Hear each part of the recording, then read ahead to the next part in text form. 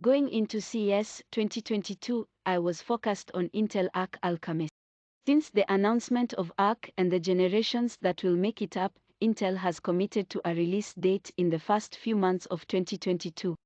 But at the start of the show this year, we knew almost nothing about Arc AlChemist outside of its name. Unfortunately, Intel's CES 2022 keynote didn't shed much light. The company confirmed that Arc discrete GPUs will show up in 50 laptops and desktops throughout 2022, but still wouldn't provide hard performance numbers or even so much as the number of cards in the range. The clock is ticking for Intel Arc AlChemist, and as murmurs of internal struggles mount, that's a bad sign for the future of the company's discrete GPUs. As great as Intel Arc AlChemist may end up being, and I'm hoping it is, some optimistic skepticism is important. Intel hosted its CES keynote a day before the show floor opened, as it normally does. The company spent 6 minutes talking about Arc AlChemist, half of which was taken up by an Intel Deep Link demo, a technology Intel launched in 2020. In that time, we learned that Intel is shipping cards to its manufacturing partners, that over 50 mobile and desktop designs are coming soon, and that CSS and upscaling tech similar to NVIDIA's deep learning super sampling is coming to Death Stranding Director's Cut on PC. Intel also reaffirmed once again Arc AlChemist's launch date of sometime during the first quarter of 2022. 3 days after the keynote, Intel scrubbed this release date from Arc AlChemist's product page. It wasn't just in a single spot, either. Anywhere the company mentioned Q1 2022, you'll now see just 2022. Normally, this wouldn't be a big deal, but it follows weeks of rumors of internal delays and release date struggles at Intel. Well-known leaker Moore's Law is dead detailed release date issues in a video released in December, with one of the sources saying the release date had changed about a dozen times. Another said something seems off about the way Intel Graphics is managing and executing the Arc AlChemist launch. It's never a good idea to take rumors as law.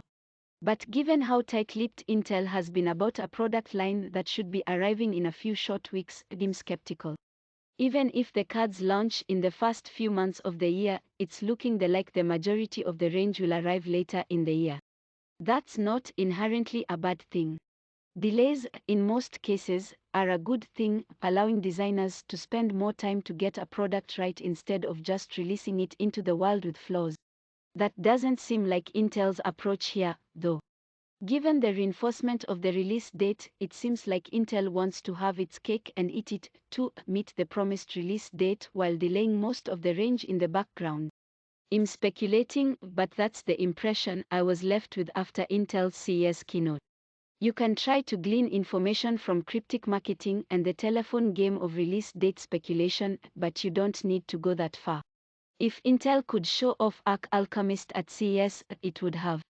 Or the very least, it should have.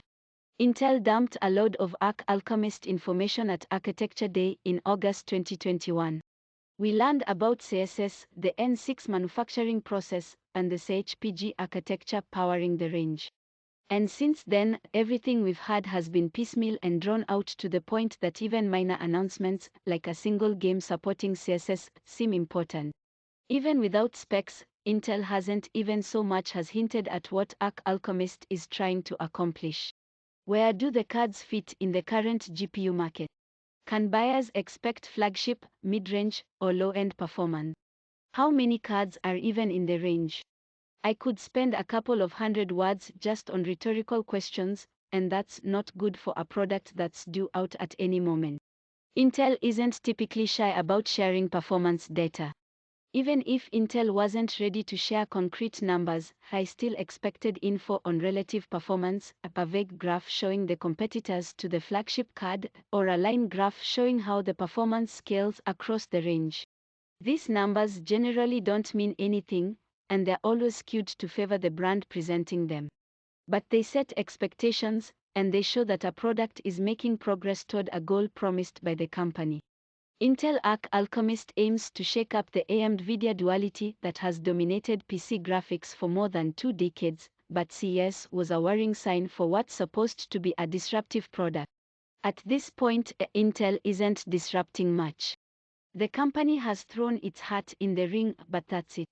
I'm not discounting Arc AlChemist, and truth be told, I'm rooting for Intel to bring some much-needed competition to graphics. After CES, though, my enthusiasm has waned. I'm looking forward to Arc AlChemist, but I'm remaining skeptical until Intel will share some more concrete information about the range. That doesn't mean I've lost all of my enthusiasm about Arc AlChemist. CSS and hardware-accelerated ray tracing are a winning duo, and Intel has vastly improved its graphics products over the last few years. Arc AlChemist looks great from what we know, but that's the problem right now, we don't know much.